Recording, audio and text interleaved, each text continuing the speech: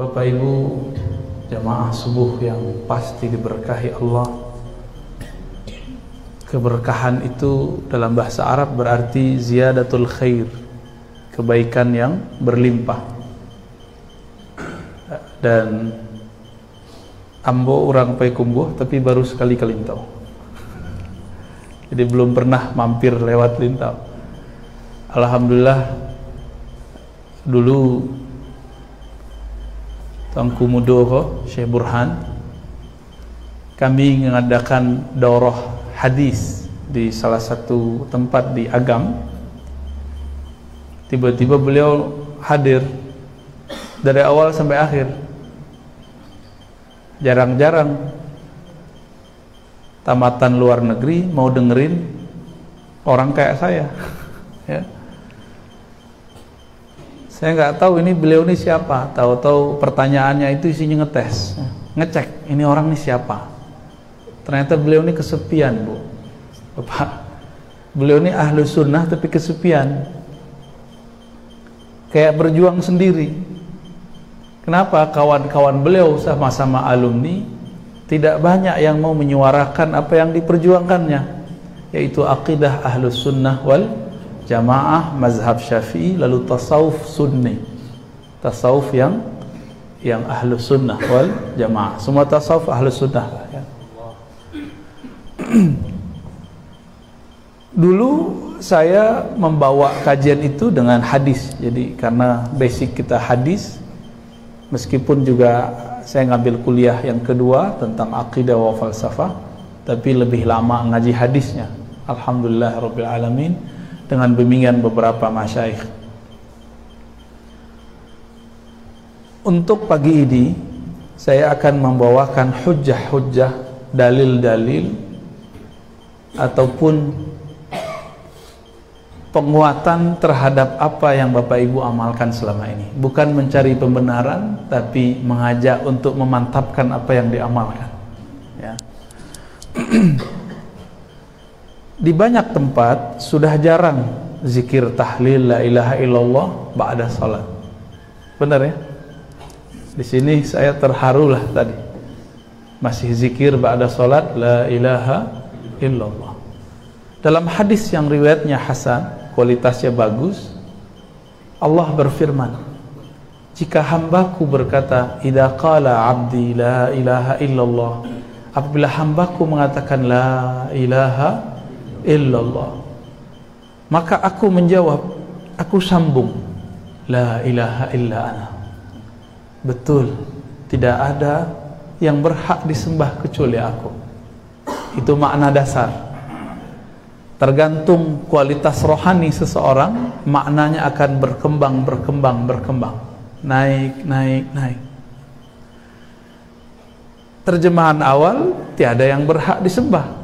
Terjemahan yang lebih tinggi, tiada yang memberi rezeki kecuali Allah, tiada yang menyehatkan kecuali Allah, tiada yang menjamin kita, menjaga kita kecuali Allah. Suatu kali Al-Imam Abu Yazid Al-Bustami semasa dengan Imam Muslim wafat tahun 261 Hijriah. Berarti sudah lewat 12 abad yang lalu. Abu Yazid ini bukan imam masjid tapi jamaah paling depan. Ba'da salat subuh zikirnya bukan cuma sejumlah yang tadi, zikirnya berlanjut sampai syuruk. Sedangkan tuanku Iman saat itu dia seorang qadhi bergaji setiap bulan. Melihat Syekh Abu Yazid, Al-Imam Abu Yazid berzikir, gak berangkat ke ladang, gak pergi bekerja ke pasar, sang tuanku qadhi ngejek beliau. Apa kata si qadhi?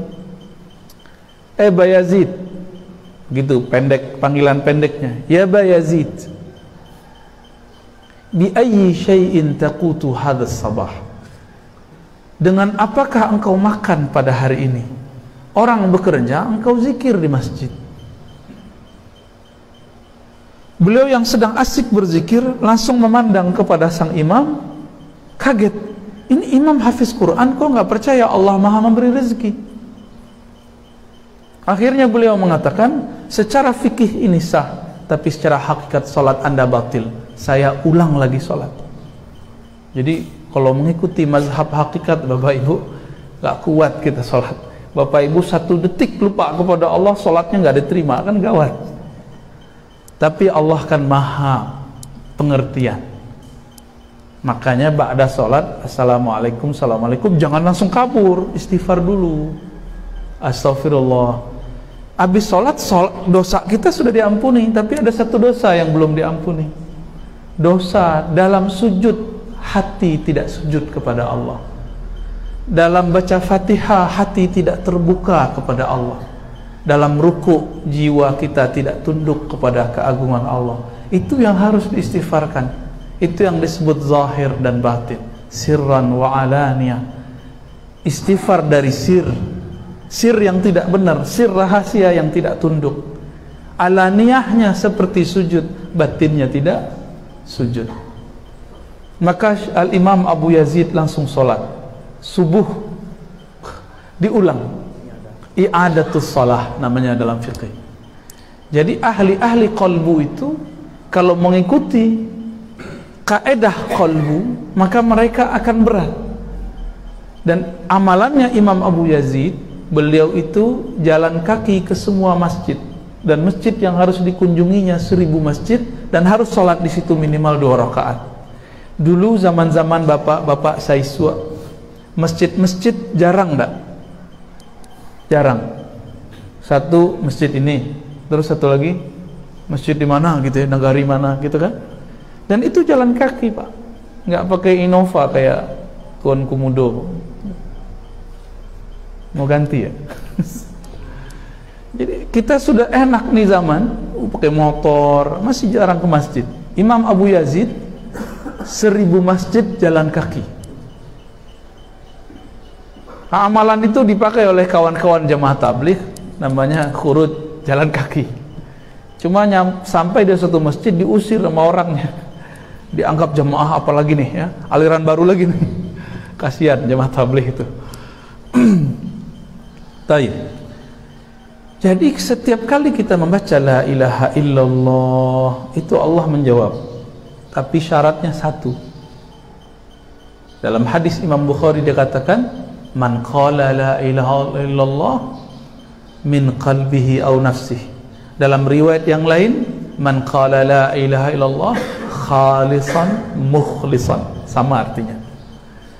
Orang yang membaca la ilaha illallah itu beda dengan la ilaha illallah yang biasa. La ilaha illallahnya min qalbi, tumbuh dari kalbu. Kalau tidak min nafsi, dari jiwanya. Jiwa itu berkaitan dengan tubuh. Tubuh itu dikendalikan oleh otak. Otak sumbernya dari kalbu. Minimal otaknya dulu yang benar. Imam Ghazali dalam Ihya Ulumuddin, yang kitab itu sekarang oleh anak-anak yang belum mengerti siapa Imam Ghazali, dianggap kitab khurafat, kitab banyak hadis dhaif. Padahal dia belum pernah khatam Ihya Ulumuddin. Katanya tidak boleh taklid, tapi karena ada seorang ustadz, seorang imam, seorang syekh mengatakan ini kitab hadisnya banyak dhaif, banyak palsu. Dia belum pernah membuktikan, tapi sudah percaya. Dia melarang taklid, tapi dia sendiri taklid. Kami bisa buktikan hadis-hadis di dalam Ihya Ulumuddin itu tidak banyak yang bermasalah, karena jumlahnya sangat banyak. Di zaman itu Imam Ghazali hafal lebih dari 1000 riwayat, 5.000-an riwayat dari Nabi, 5.000-an riwayat dari selain Nabi. Buya tamat Al-Azhar, hafal 40 hadis? Ya, nih. Kayaknya banyak lupa ya. Hadis 31 apa enggak? Azhari, LCMA, bisa lupa.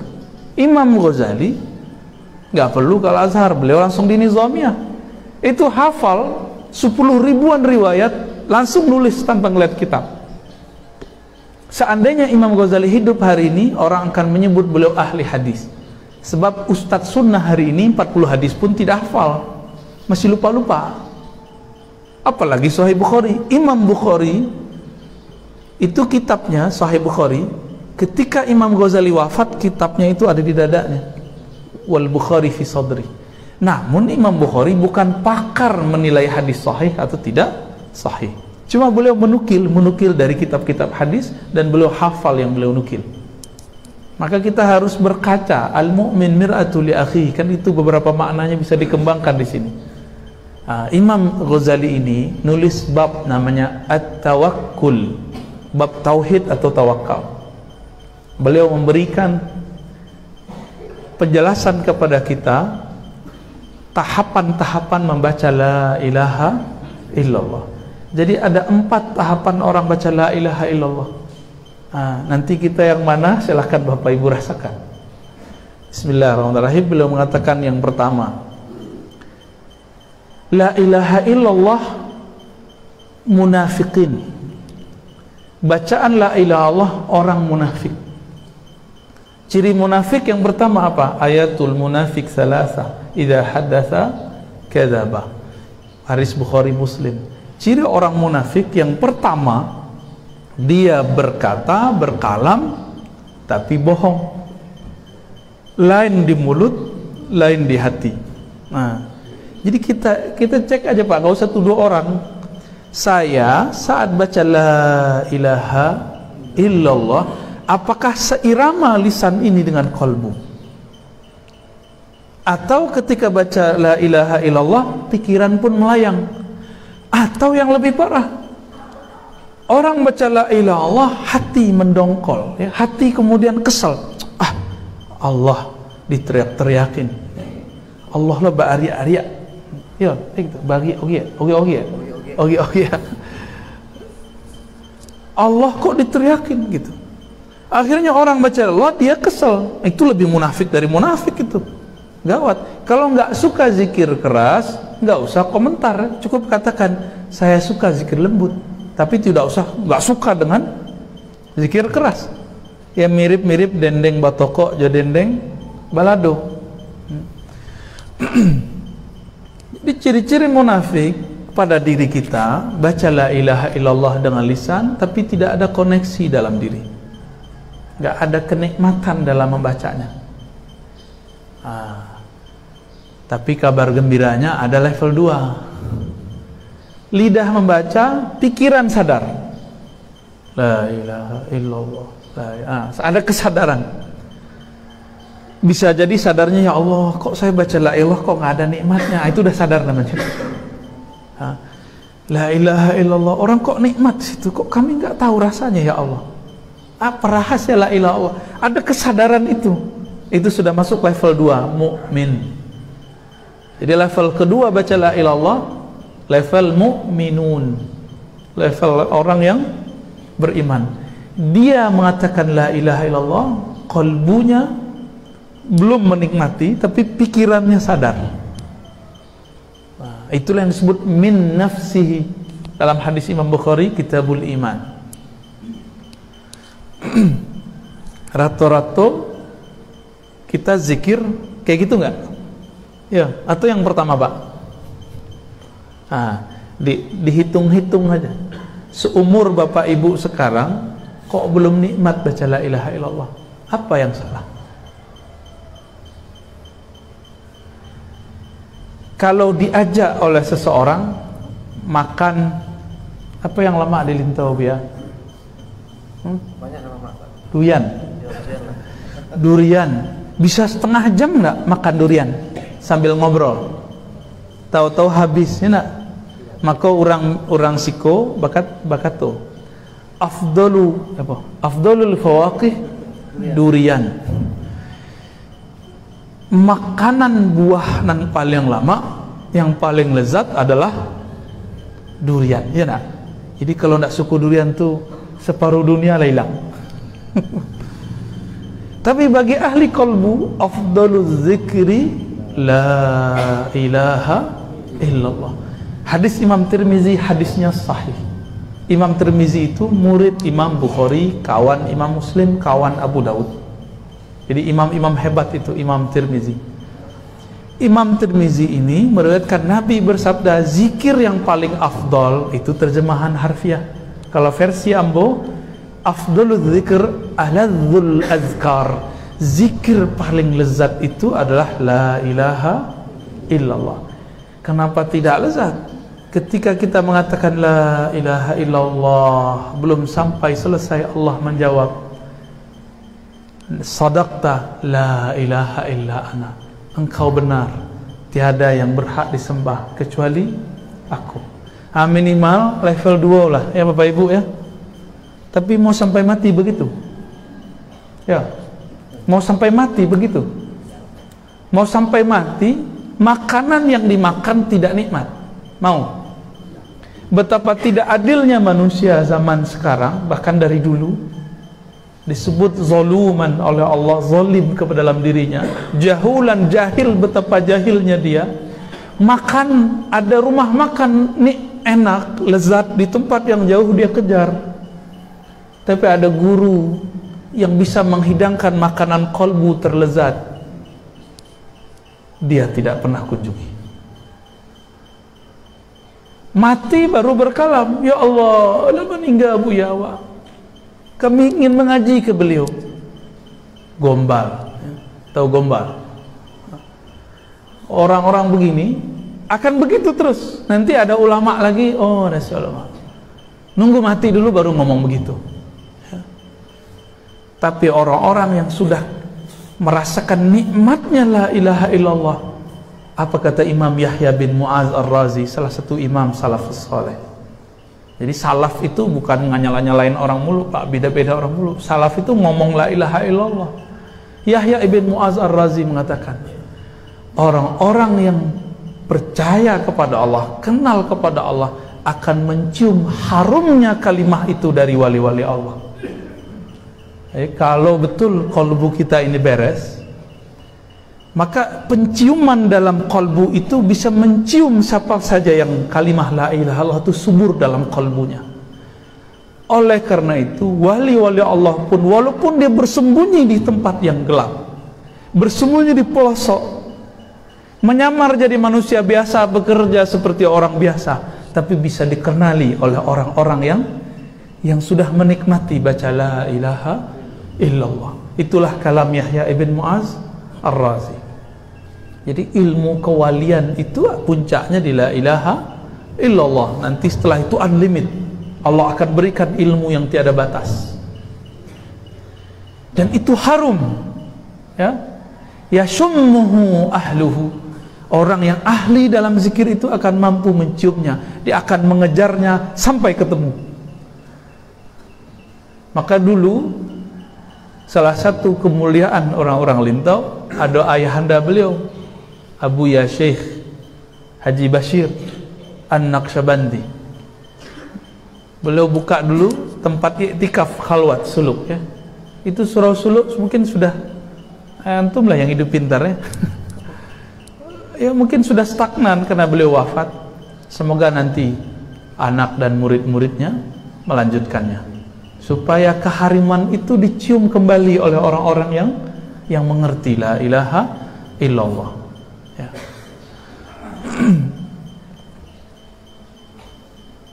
Kalau kalimah itu harum, kalimah itu nikmat, dikejar oleh penikmat kalimah, kira-kira seandainya kita itu mengenal rahasia kalimah la ilaha illallah itu, mungkin nggak Bapak Ibu sekarang masih berzikir lain di lidah lain di hati? Mungkin nggak? Nggak mungkin. Bapak Ibu, kalau kita sakit demam, makanan yang nikmat jadi nikmat nggak? Kita sakit nih, demam, makanan paling nikmat misalnya apa tadi? Durian. Mencium bau durian itu mau muntah atau malah mau makan lagi demam? Mau muntah. Maka orang-orang yang di kolbunya ada penyakit, fi qulubihim maradun, di dalam kolbunya ada penyakit, ketika mencium harumnya la ilaha illallah, dia kabur dan mengatakan sok suci, ahlul bid'ah, jahil. Syukur-syukur nggak finnar kan, masuk neraka. Ya, zindiq. Waduh, masya Allah. Dulu ada Imam Muhammad Bahauddin Shah Naqsyaband. Kami pernah berziarah ke Uzbekistan kota Bukhara, kotanya Imam Bukhari. Kami berziarah ke Imam Bukhari di kota Samarkand. Beliau Bukhara tapi wafatnya di Samarkand. Sedangkan Imam Muhammad Bahauddin Shah Naqsyaband, beliau ini di kota Bukhara. Kami berziarah. Di saat ziarah itu kami membaca satu kisah beliau ditulis oleh Syekh Muhammad Amin Al-Qurdi. Ya, antum pernah ziarah ya? Syekh Muhammad Amin Al-Qurdi di Mesir? Tanwirul Qulub? Belum pernah ya? Ibn Athaillah. Jauh-jauh ke Mesir nggak ziarah ke Muhammad Amin Al-Qurdi? Sama muridnya ketemu? Fatih Hijazi, Syekhul Lughawi ya.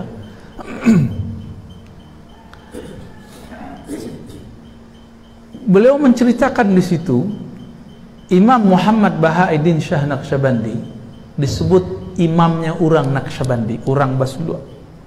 Beliau itu ketika hadir di surau zikirnya gurunya namanya Amir Kulal. Amir Kulal itu kalau zikir lebih keras dari tuanku imam tadi. Cuma la ilaha illallah gitu-gitu aja palingnya. Kalau Amir Kulal enggak la ilaha illallah, la ilaha, kayak merong perang, Pak. Karena saat itu sering terjadi perang mendadak. Maka murid-murid yang sudah masuk kalimat la ilallah dalam dirinya itu enggak ada rasa takut kepada apapun kecuali Allah Subhanahu wa taala. Tapi Imam Bukhari dia sedang menikmati satu ayat, wazkur rabbaka fi nafsik tadarruan wa khufyatan dunal jahri minal qaul. Gitu ayatnya, Bu ya. Sebutlah nama Rabbmu, nama Allah di dalam kalbumu. Siapa nama Allah? Ya Allah itu. Sebut dalam kalbumu, dalam jiwamu, dalam dirimu dengan penuh kerendahan hati dan khafi. Tidak lagi dijaharkan dengan lisan. Beliau sedang asik dengan ayat itu. Maka kalau dengar orang zikir la ilaha illallah keras-keras, beliau tidak ingkar, tapi beliau kemudian mencari tempat sendiri di luar masjid. Akhirnya murid-murid, asisten-asisten khalifah Mir Kulal mulai curiga kepada beliau. Jangan-jangan ini orang-orang, kalau sekarang apa ya? Apa sebutannya, Ustaz? Oh, enggak sunnah itu gitu ya. Dilaporkanlah bahwa Imam Muhammad Bahauddin masih muda kepada gurunya oleh murid-murid tua. Tuan guru Mir Kulal ada murid kurang ajar namanya Bahauddin. Tuan guru imam berzikir, beliau kabur. Mir Kulal kira-kira marah nggak? Malah senyum. Kalian nggak tahu siapa Muhammad Bahauddin Shah Naqsyaband. Beliau itu sedang asik dengan ayat wazkur rabbaka fi nafsik. Sebut nama Allah dalam dirimu, tidak lagi dijaharkan dengan kalam. Bingung murid-muridnya. Harapan si murid Muhammad Bahauddin Shah Naqsyabandi disidang. Tapi bukan disidang, Pak, malah dipuji. Bahkan Mir Kulal mengatakan nanti yang melanjutkan aku dia. Dan betul lah, sanad zikir qalbu, zikir khafi, zikir dari dalam diri, dipejamkan mata, dikunci lidah, mata menunduk, kepala menunduk. Itu kemudian disebut dengan Thariqah Naqsyabandiyah sampai ke negeri Lintau, sampai ke Batu Sangka, dan yang membawa itu Syekh Ismail Simabuh ke Tanah Datar. Malam tadi kami membahas itu. Dan Syekh Abdurrahman Kumango. Bedanya orang kok zikir keras sama zikir lembut. Di jauh Syekh Muhammad Jamil jauh. Kemudian Syekh Zakaria Labai, Sati masih banyak ya. Di sekitar Lintaunya kalau kita cek dulu banyak surau-surau suluk. Itu dibawa dari sana tuh dulu ya. Berkembang sampai ke India, sampai ke mana, sampai ke Mekah, Jabal Abi Kubais, dan berkembang sampai ke negeri kita. Zikirnya lembut. Makanya orang suluk itu kalau zikir bukan zikir ba'da sholat itu yang mereka amalkan, itu zikir harian seperti di sini. Zikir mereka, kepala ditutup, mata dipejam, lidah dikunci, kolbulah yang menyebut, tasbih berjalan. Ya. Adapun zikir ba'da sholat la ilaha illallah itu zikir harian, bukan zikir Naqsyabandi. Ya. Oleh karena itu Bapak Ibu yang bukan Allah, kami berharap semoga ke depan tambah pede dalam berzikir, nggak usah mikir lagi ya. Maqam ketiga, orang yang baca la ilaha illallah, maqamnya sudah mukhlisin. Istilahnya dari hadis, tapi Imam Ghazali menyebut dengan istilah lain, mukhlisin yang sudah mulai melepas siapapun tempat dia bergantung kecuali Allah. Orang yang berusaha melepaskan ketergantungannya ke makhluk, ke guru, ke kawan, ke orang tua, ke tempat bekerja, ke umat, dia hanya bergantung kepada Allah Subhanahu wa ta'ala. Dan dimaknai la fa'ila illallah, tiada yang berbuat kecuali Allah. Itulah makna yang tadi. Inilah yang lezat. Tiada yang memberi rezeki kecuali Allah. Tiada yang menghidup mematikan kecuali Allah.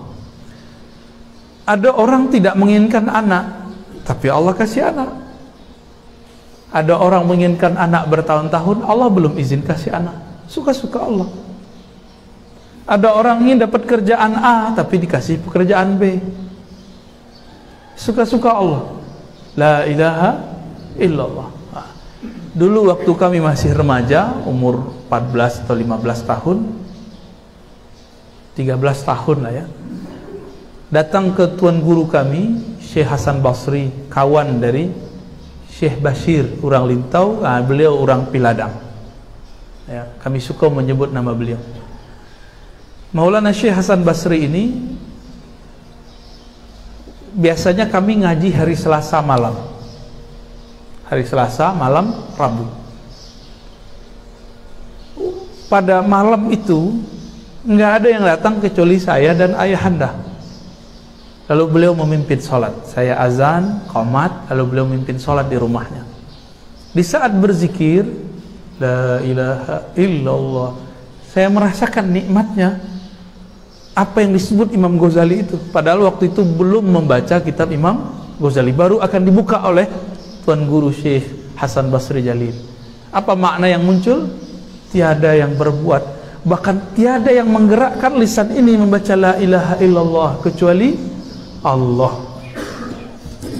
Bapak Ibu yang melakukan Allah, kadang-kadang kita merasa GR, merasa sok suci. Sudah sholat sekian tahun tidak pernah meninggalkan sholat jamaah, lalu merasa orang yang tidak sholat jamaah munafik. Kadang-kadang kita merasa kita ini belajar torikot ini, torikot itu, atau belajar manhaj ini, manhaj itu, dan merasa sudah paling baik. Ternyata merasa paling baik itu adalah syirik yang tersembunyi. Saat kita kemudian dipuji orang merasa senang, di saat itu kita sudah memakai salah satu pakaian Allah. Pakaian Allah itu adalah al-kibriya dan al-hamd. Maka Allah memukul rata, memangkas. Apa kata Allah? Alhamdulillahi rabbil, pujian itu hanya milikku. Jadi kalau ada orang muji, oh Tuhan rajin sekali sholat, oh ibu solehah sekali, oh Tuhan alim sekali, itu pujian pulangkan kepada Allah, dipulangkan kepada Allah. Jangan pandang kita yang dipuji.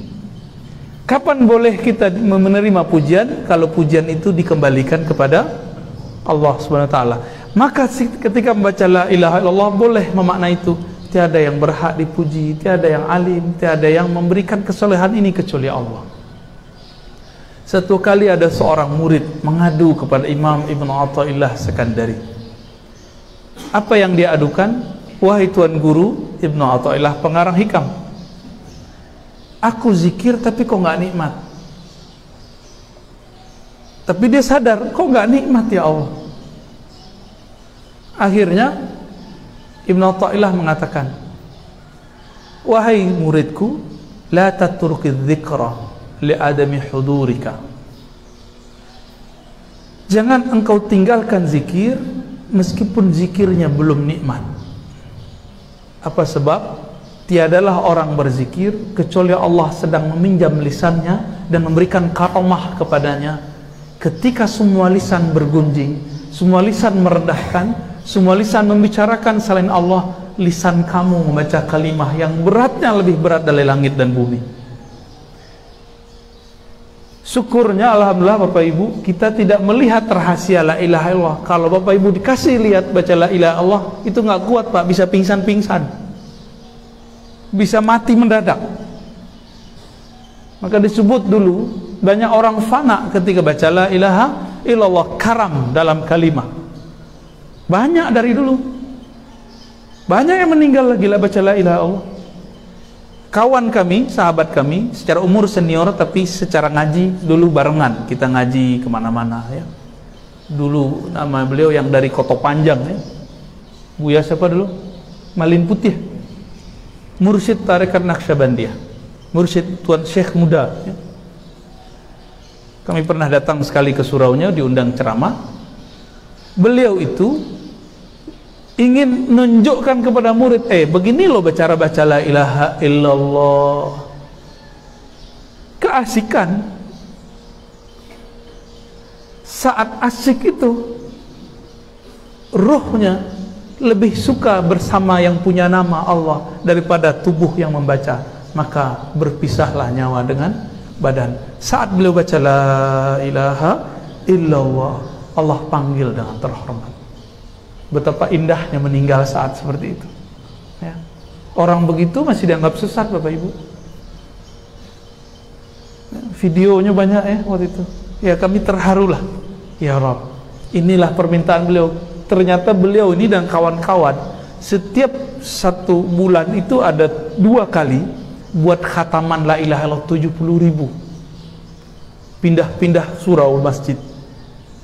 Dan zikirnya versi Mirkulal, bukan versi Bahauddin Shah Naqsyabandi. Zikir ikhlas, la ilaha illallah. Dan yang hadir lebih banyak dari ini Bapak Ibu. Zikir semalam dibagi-bagi, kira-kira di 1 orang 1.000. Kalau 70 orang sudah 70.000. Maka mereka zikir malam itu masing-masing 10.000.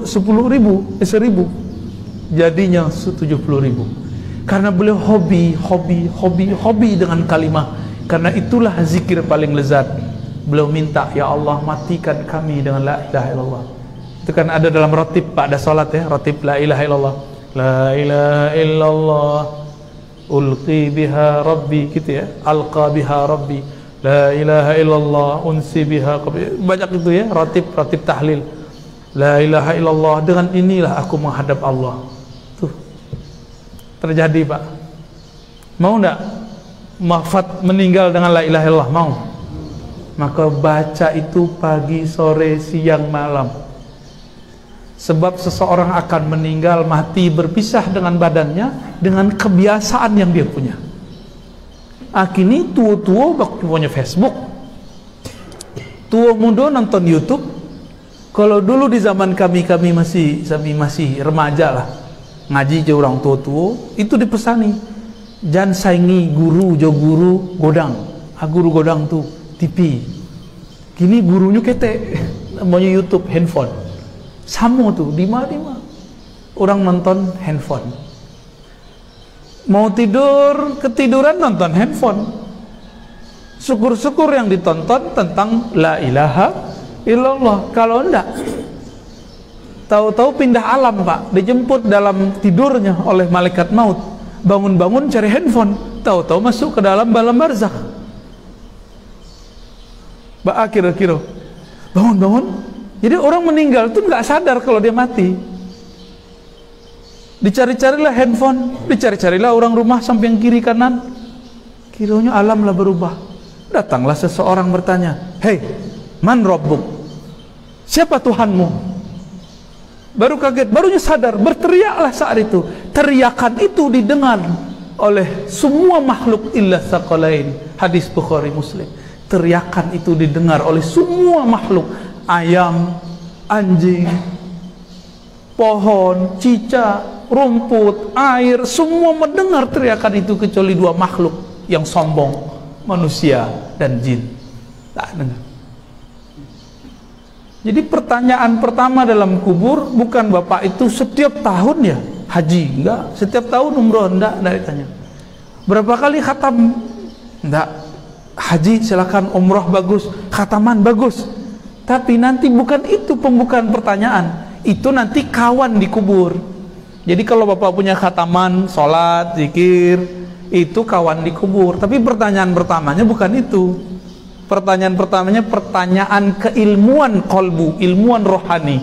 Man rabbuk? Siapa yang engkau sembah? Siapa yang engkau yakini memberimu rezeki? Suami, istri, anak yang sudah sukses, tempat bekerja, negara, sawah? Enggak, ya. Siapa yang bergantung dulu kalbunya kepada selain Allah saat di dunia, ini akan kelimpungan menjawab. Jadi itu tidak bisa dihafalkan Bapak Ibu. Ini nggak udah usah kursus bahasa Arab untuk menjawab malaikat tuh. Itu sudah bahasa ruhani. Sudah bahasa rohani. Rohanilah yang menjawab. Karena malaikat itu makhluk rohani, maka yang menjawab rohani. Tubuh sudah mati. Kira-kira bisa menjawab Pak? Hah? Carilah guru mengaji kolbu. Oh, kecil orang zindik bid'ah, udah lupakan saja itu.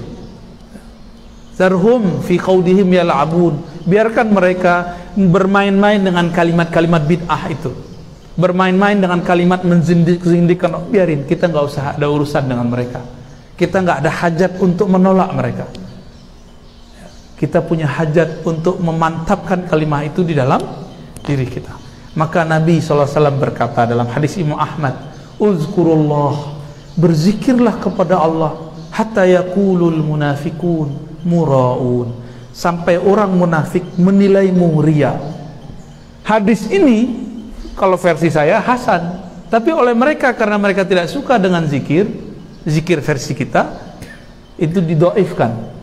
Begitulah mereka ya. Idza ajabahu sahhahu wa idza ankarahu dha'afahu. Kalau nyusuko jo hadisnya sahih-sahihkan, kalau nyerak suko jo hadisnya dhaif-dhaifkan. Itulah karakter orang itu. Bil hawa. Itu sudah disebut oleh Imam Ibnu Jauzi dalam Talbisu Iblis jauh-jauh hari sebelum imam-imam mereka muncul, Ibnu Taimiyah, Ibnu Qayyim muncul. Apa kata beliau? Ahli hadis, orang yang mengklaim dirinya pakar hadis pun terjebak dengan tipuan-tipuan hawa, mensahihkan hadis yang dia suka, mendhaifkan hadis yang dia tidak suka. Jadi bukan dengan keilmuan murni. Kira-kira itulah nan kampe nak boleh hambo jalen. Itu rahasia.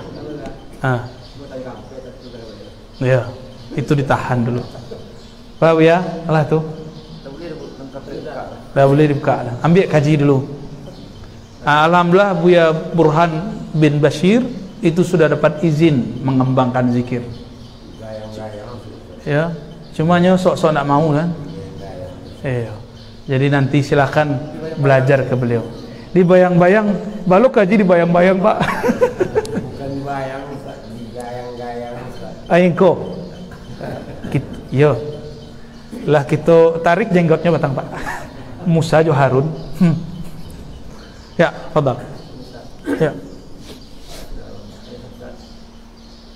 Bagaimana caranya Ustaz menghubungkan amal kita dengan hal kita? Allah Ta'ala. Ini kita beramal itu sama kita sama Allah, sama kita sama Allah. Kadang kan kita minta beramal, tidak ada kelembutan sama Allah, ganteng sama Allah. Maka kasar kebenci dengan orang. Kamu salam, kamu sapa, kamu senyum. Barangkali maksudnya bagaimana cara amal kita dengan rohani. Untuk menghubungkan amal zahir dengan rohani harus datang ke pakar rohani. Ingin pakar silat, datang ke ahli silat. Ingin sehat secara fisik, datang ke dokter fisik. Tidak bisa sekali ceramah dah Pak. Kecuali Abu Rasulullah sekali memandangnya cukup. Falah. Sekali saja memandang Rasul itu sudah mulia. Makanya sahabat Rasulullah itu tidak boleh dihujat satupun. Apa sebab? Mereka dimuliakan Allah karena memandang Rasulullah sallallahu alaihi wasallam. Abu Jahil itu memandang Muhammad bin Abdullah, bukan memandang Rasulullah. Kini kalau apa ibu memandang Burhan bin Bashir, dulunan mandi di kali. Mungkin dulu ikut pulau mencilo jambu nak rambutan. Tapi kalau Syekh Mudo Burhan bin Bashir LCMA, itulah lain orang itu. Ya, ambillah kaji kayaknya. Ya, tak usah ditolak-tolak lebih ya. Ya, nanti yang lain disambung nanti semua. Ya, kaji itu orang kalau tahu sanad silsilah ilmunya, nya akan bersaudara, nya akan saling kunjung mengunjungi, bukan saling tinggi meninggi. Tapi kalau tidak tahu silsilah guru, orang akan merasa dirinya lebih hebat dari yang lain. Nah, nanti bakal tuan-tuan guru, para buya, para masyaikh, kalau ada murid datang silakan dibimbing. Dibimbing itu bukan berarti langsung ditalkin, enggak. Ya. Nah, itu jawabannya Pak. Untuk mengkoneksikan zahir dengan batin butuh bimbingan khusus, dalam bahasa Arabnya disebut talqin. Tapi oleh orang awam, talqin itu hanya orang mati atau sakaratul maut. Padahal talqin itu yang digayang-gayang itu kali Pak ya. Talqin itu adalah bimbingan seorang ayah rohani atau guru rohani menyuapi makanan kepada murid rohaninya, disuokkan itu kalimah ke dalam kalbunya, dibimbing masuk. Ada yang caranya keras, illallah, ada yang cara pelan-pelan, illallah. Tergantung karakter bapak ibu yang mana, yang lembut apa yang keras. Silakan cari gurunya.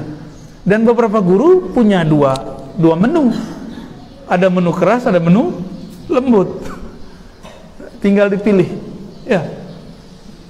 Jadi cara menghubungkan talqin, makanya dalam Sirril Asrar yang dinisbatkan ke Imam Al-Qurani atau Al-Jilani, jadi itu diperdebatkan nisbat kitab itu, beliau mengatakan semak belukar yang ada dalam pikiran dan kalbumu itu bisa dipangkas ketika si guru membimbing. Jadi talqin itu seperti sabi yang bisa memangkas rumput sehingga jalan terbuka. Oh, tarang pengenalinya. Kalimahnya sama, la ilaha illallah. Tapi ketika si ahlinya yang menghantarkan kalimah masuk ke kalbu, langsung Pak hidup tuh di dalam. Aslinya kalbu kita itu dia tidak mau kecuali nama Allah. Makanya Allah beri batasan, ala bidzikrillah tatmainnul qulub. Hei, ketahuilah itu arti Allah.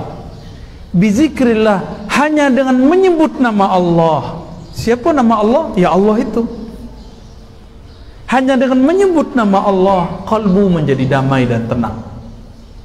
Maka dikasih pun ilmu tentang bid'ah sunnah 1000 kali, kalbu gak akan tenang.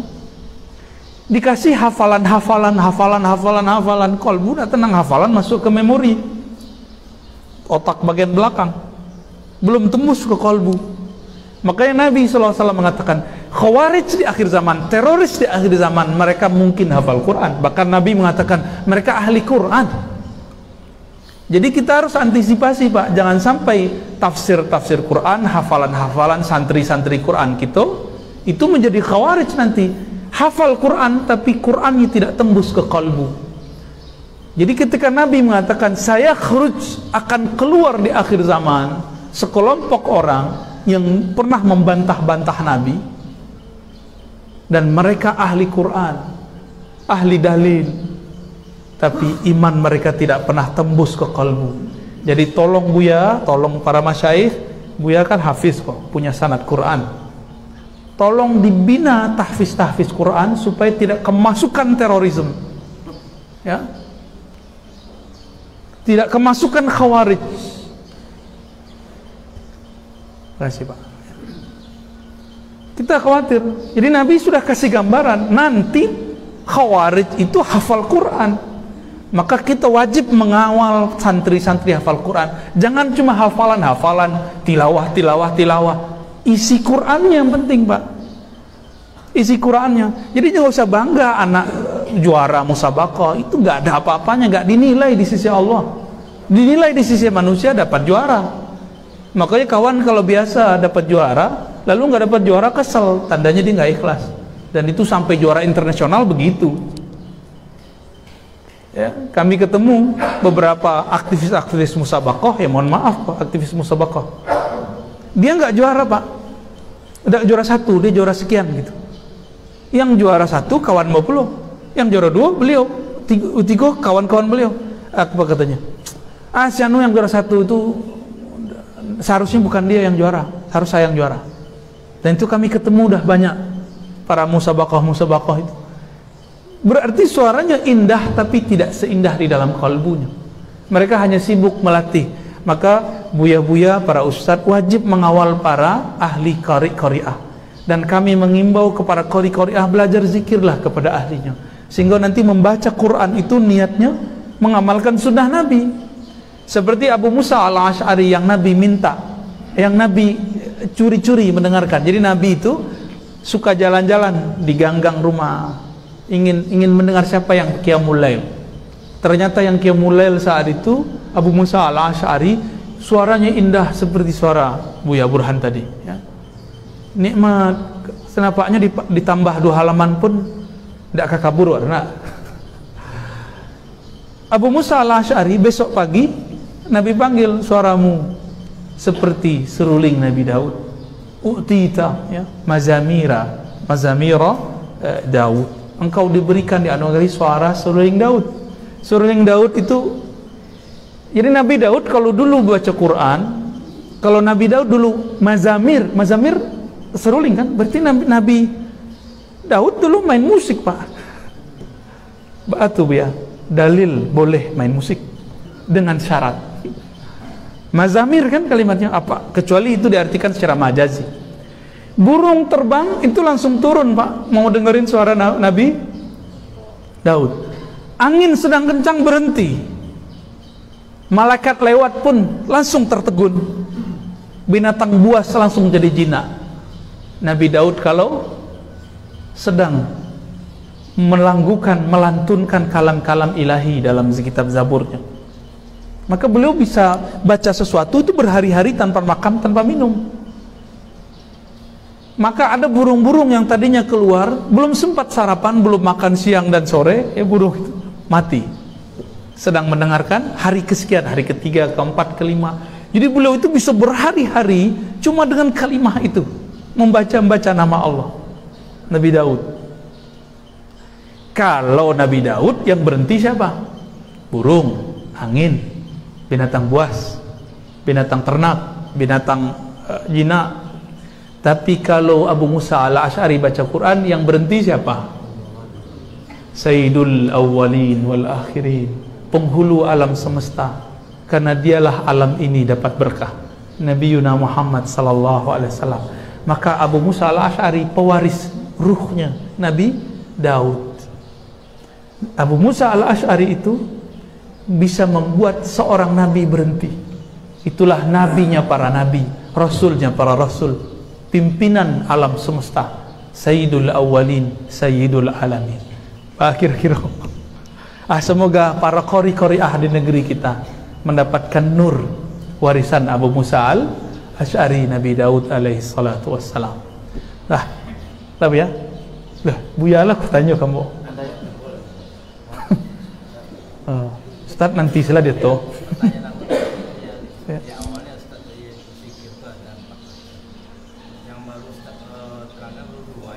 Tiga. Yang kami jelaskan 3, tapi yang keempat rahasia. Ya. Adik bapak yang kemarin malam. Oh, alhamdulillah. Buya Ramli. Buya Damanhuri. Ya. Jadi malam tadi kami ketemu abang beliau, Buya Damanhuri, lalu mengambil sanad ijazah kitab-kitab Ahlu Sunnah. Buya Damanhuri dari Bakri Ramli ya. Ramli Bakar. Dari Syekh Jamil Jauh, dari Syekh Ahmad Khatib Minangkabawi, ulama Mekah tapi orang awak. Kami diijazahkan malam tadi. Alhamdulillah Rabbil Alamin ya. Syekh Jamil Jauh, jauh, tahu jauh kan? Ya. Padang panjang. Kalau Iko padang pendek. Jadi sudah disebut Pak. Kalau yang kampe itu anugerah Pak. Pemberian. Nah, boleh kita jelaskan di kalangan awam. Nanti salah adab Abu. Ya, Abu Yalan aja. Ada hari ini kita di dikagetkan juga oleh statement semacam pengajian, dan itu setelah disorot oleh MUI bahwa ada seseorang itu pada intinya menyimpulkan makan daging haram kalau memang betul menginginkan dengan Allah Subhanahu Wa Taala, ya, sehingga pemahaman masyarakat dengan pengajian-pengajian seperti ini rata. Maksudnya makan daging haram kan? Ya, sudah ada yang gitu, ada pengajian di sini, dan sudah disorot oleh MUI provinsi. Dan itu tempatnya ada satu di Riau. Sampai pada majelis zikir itu telah mengharamkan apa yang dihalalkan oleh Allah Taala. Karena dia melarang makan daging. Padahal sebenarnya bukan seluruh majelis zikir yang berpendirian dan pemahaman seperti itu. Iya. Bagaimana kita mengkonter dan mohon Buya menjelaskan tentang pemahaman seperti ini, apakah bisa dipukul rata seluruh untuk majelis zikir yang ada? Iya. Pertama, MUI itu, kamu lihat ketua MUI Lintau kan? Ketua MUI dengan ketua MUI bisa jadi salah, beda paham. Mungkin ketua kecamatan juga ketua provinsi salah beda paham. Yang pasti ketua MUI, ulama MUI bukanlah ulama yang maksum hanya Rasulullah, maksum yang tidak bersalah. Ya, bisa jadi fatwanya nanti juga salah, bisa jadi benar. Ada satu aliran ahli zikir mengharamkan atau melarang, itu beda. Dia memang sudah bilang haram ya. Mengharamkan konsumsi daging. Kesalahannya itu dia bilang yang halal yang haram gitu. Kalau ahli zikir mengharamkan daging, berarti dia tidak tahu apa yang disebut zikir. Karena zikir itu salah satu nama dari Al-Quran. Di dalam Al-Quran dihalalkan daging atau bukan? Dengan syarat disembelih. Ya, kalau ikan perlu disembelih nggak? Enggak. Jadi kalau ada orang menghalalkan yang haram dan dia sadar, itu kafir. Kalau dia tahu, barangkali kelompok zikir yang tersebut salah terima atau salah ibarat dari gurunya. Kalau sedang latihan zikir, sebaiknya tidak makan daging. Itu ada penjelasannya Pak, ditulis oleh imam di Mekah, salah namanya Sulaiman Zuhdi.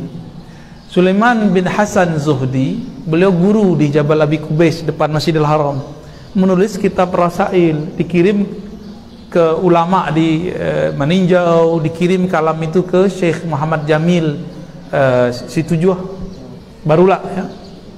Itu beliau menyebutkan kalau orang latihan zikir dalam keadaan berkhalwat iktikaf karena tidak bekerja hari-hari, ndak nyangkuanya dong, sehingga ndak berkeringnya, sebaiknya mengurangi makan yang bernyawa, bukan diharamkan.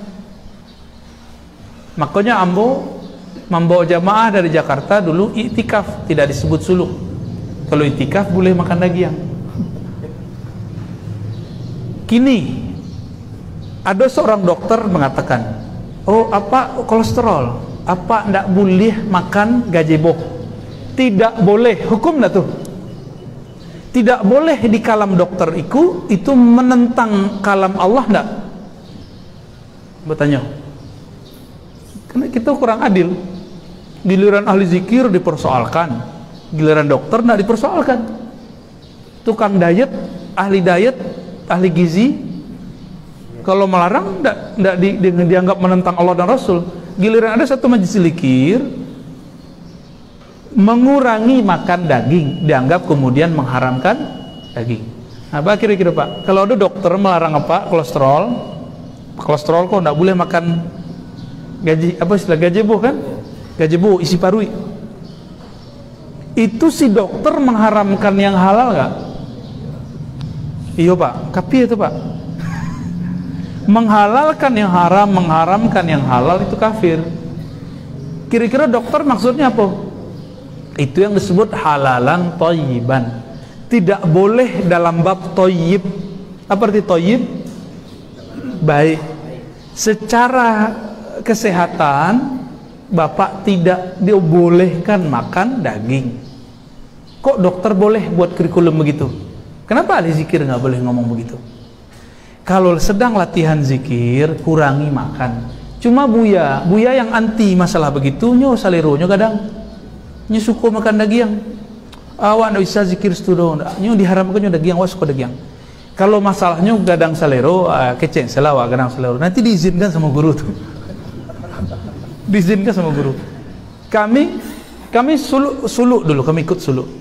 Itu paling asik, Pak. Pengen makan daging diizinkan guru. Taraga awak daging Buya, makan daging. Taraga teh talua Buya, buek teh talua. Tapi sudah makan daging, mulai zikir badan nangis. Yang nangis kok. Butuh ruqyah nak. Kok zikir ruqyah nak perlu. Orang yang meruqyah yang perlu diruqyah nanti. Akhirnya harus mandi kawan. Mandi, bayangkan air di negeri awak jam 5 sore sudah dingin ya nak. Itu jam 7 maghrib menggigil Pak. Tapi bisa meredam panasnya daging. Akhirnya mandi.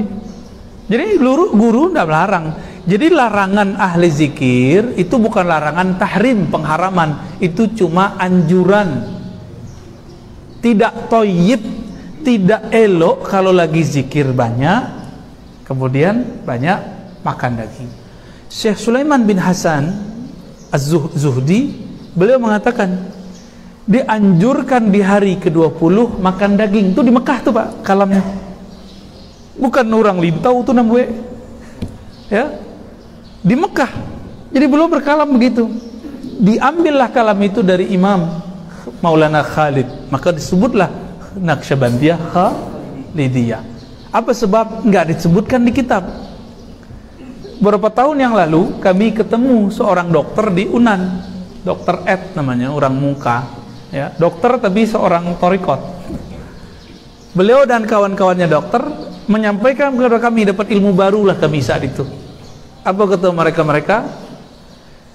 Menurut penelitian kami Buya, ini orang tua Buya, awak Buya tapi dokter. Kalau seseorang tidak makan daging selama 20 hari, maka nanti nutrisi yang ada daging yang tersimpan, nutrisi daging yang tersimpan, yang hewani ada nabati ya nak. Yang hewani itu habis, maka nanti yang nabatinya akan menguras si hewani. Nah, nabatinya nanti ikut hancur, bisa merusak struktur di badan. Itu versi dokter-dokter. Dulu Maulana Khalid bukan dokter, Syekh Sulaiman Zuhdi bukan dokter, Abdullah Afandi bukan dokter, tapi kok mengerti? Itulah ilham. Jadi ilham itu turun, diteliti oleh kedokteran samu. Jadi dokter itu dari bawah, sedangkan para aulia dari Allah. Ilmu samu, maka ilmu dasarnya samu kalau dipertemukan secara baik. Adapun kalau ada kelompok yang mengharamkan, kita husnuzon dulu. Barangkali salah tarimu dari gurunya. Itu bisa dikonfirmasi. Jangan MUI jangan main langsung fatwa. MUI itu pendekatannya bukan langsung nyala-nyalain. MUI bukan tukang salah. MUI itu mengawal umat. Jadi kalau ada kejadian begitu, ajak komunikasi dulu. Nggak usah langsung fatwa Pak. Maka MUI pusat tuh jarang ngeluarin fatwa dulu. Jarang. Ini langsung fatwa aja ya. Nanti tanggung jawab di sisi Allah, jangan-jangan difatwakan nggak ngerti ya. Akhirnya fatwa di negara Minang lumayan lucu-lucu, agak lucu-lucu negara awak kok kini fatwa ya, tapi kami nggak usah cerita lah ya, urusan antum lah orang MUI ya.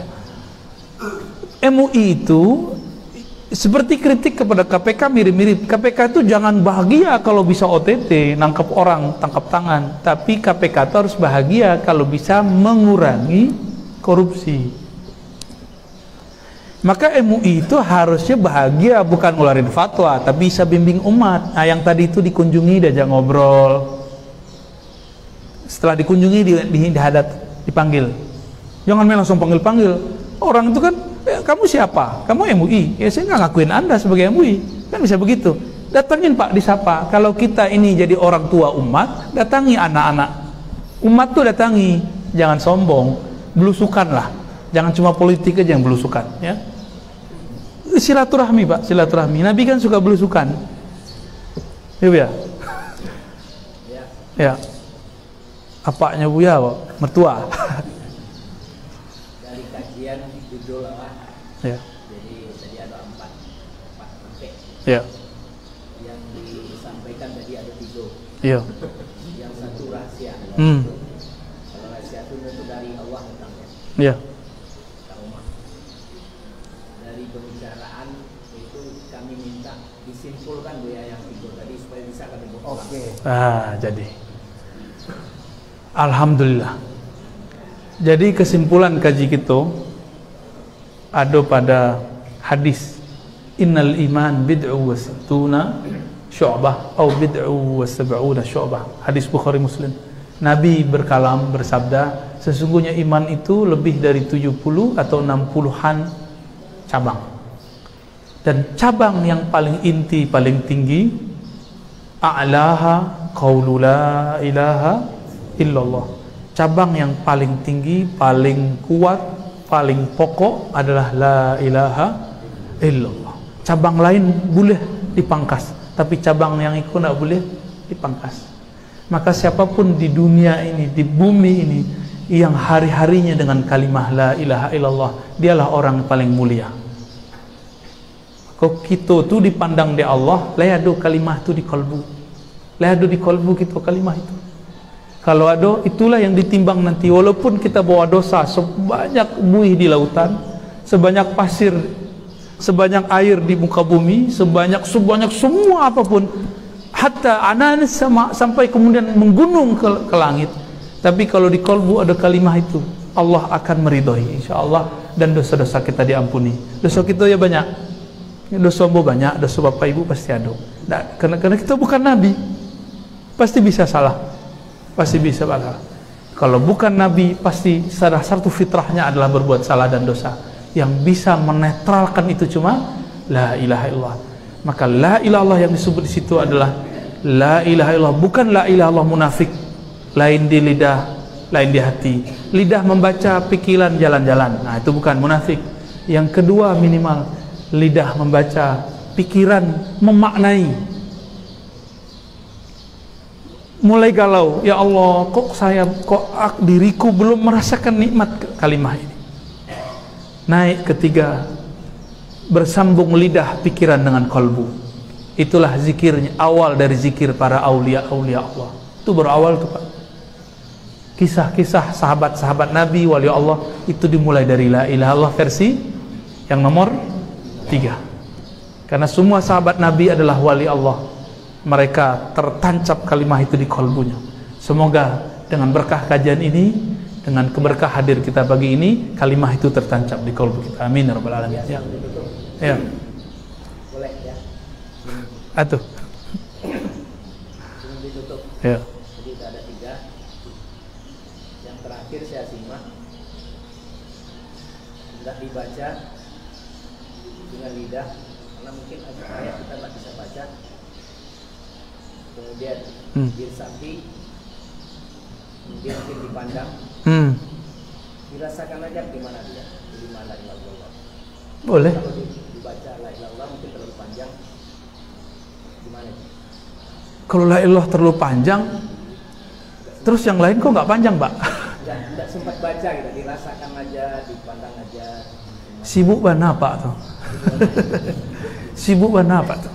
Politik bisa dikerjai, kerja harian bisa dikerjai. Kok la ilaha illallah sibuk banget waktu Pak. Ya. Tapi mungkin maksudnya modaliko. La ilaha illallah di lisan, kadang-kadang tidak sempat baca la ilaha illallah. Tapi di hati makna itu tumbuh, itu barangkali ya. Itu yang disebut hadis Bukhari tadi, min qalbihi. Dimulai di kolbunya saja yang bermain. Hakikatnya yang berzikir kan kolbu Pak. Lidah itu terjemahan kolbu, bukan kolbu ikut lisan. Atalkin itu memindahkan lisan itu dari lisan zahir masuk ke zikir kolbu. Kalau itu boleh dipakai Pak, perancak. Ya. Tapi kalau ada musuh bojo seorang nenek-nenek, awak ke keluar, akhirnya nenek itu, Ustaz, tolong ajarkan saya zikir, saya sibuk. Ibu zikirnya umurnya berapaan Bu? 72. Ibu karyawati, pramugari. Enggak. Terus sibuk ngapain? Iya, sibuk apa nih? Jadi bingung ya si ibu. Tapi aktif, emang aktif juga gerak. Nah, kita kasih ke la ilaha illallah itu, Pak. Jadi ibu nggak sibuk, ibu sok sibuk sambil canda. Ya. Karena ibunya nggak baperan, nggak suka, nggak gampang tersinggung, jadi kami candai. Karena ibu ini sok sibuk, saya kasih yang lebih menyibukkan, Bu. La ilaha illallah, 100 pagi 100 sore ya. Banyak banget Ustaz. 100 kok banyak? 100 la ilaha illallah cuma 1-2 detik kok, Pak, atau 3 detik paling. Kalau 100 berarti 300 detik. Bagi 60, 5 menit. 5 menit lah mau. Iklan saya 5 menit, Pak. Ya. Maka mohon maaf, kita tuh sok sibuk, maka Allah nanti jual mahal. Kalian sok sibuk. Penutup dari Ambo. Bertanyalah seseorang kepada Rasulullah. Ya, ada satu riwayatnya, tapi kemudian yang sahih kok dari ulama, tapi riwayatnya ada. Wahai Rasulullah, bagaimanakah aku di sisi Allah? Maka dijawab, Allah, engkau di sisi Allah adalah seberapa mulia Allah dalam dirimu. Seberapa sering engkau menyebut nama Allah, sesering itulah Allah menyebut nama engkau. Jadi bila Allah menyebut nama awak di arasnya, di langitnya, kalau nama kita sebut di aras wali besar, disebut di langit wali biasa. Nabi Muhammad tembus sampai ke aras karena beliau Sayyidul Awalin wal Akhirin, penghulu alam semesta. Tembus, Pak, sampai puncak aras. Beliau sholat di situ. Namanya disebut-sebut di situ. Jadi kesempurnaan aras ketika Nabi sholat di situ. Itulah Ar-Rahman alal arsis tawa, terwujud. Sebab Rahman Allah itu ada di kalbu Nabi. Sifat Rahmaniyah Allah itu terpancar di kalbu Nabi. Maka Nabi tidak pernah benci orang. Nabi nggak pernah benci orang kecuali Allah suruh benci. Tapi bencinya Nabi sayang. Nabi benci itu sayang, Pak. Berangnya Nabi itu sayang. Kalau kita elok sih berang. Maka kajian-kajian kita banyak berang sih kan. Gebrak-gebrak meja, hantam sini, hantam situ, kritik sini, kritik situ, lupa dengan diri sendiri. Silakan, Pak, kasih nasihat ke orang, marah-marah suara tinggi, tapi jangan lupa diri sendiri, ya. Mari besarkan Allah di kalbu, maka Allah akan besarkan nama kita di sisinya. Sebut Allah dalam diam, Allah akan sebut dalam diamnya. Sebut Allah dalam jahar, dalam keramaian, Allah akan sebut kita dalam keramaian malaikat-malaikatnya, wali-walinya. Amin ya rabbal alamin.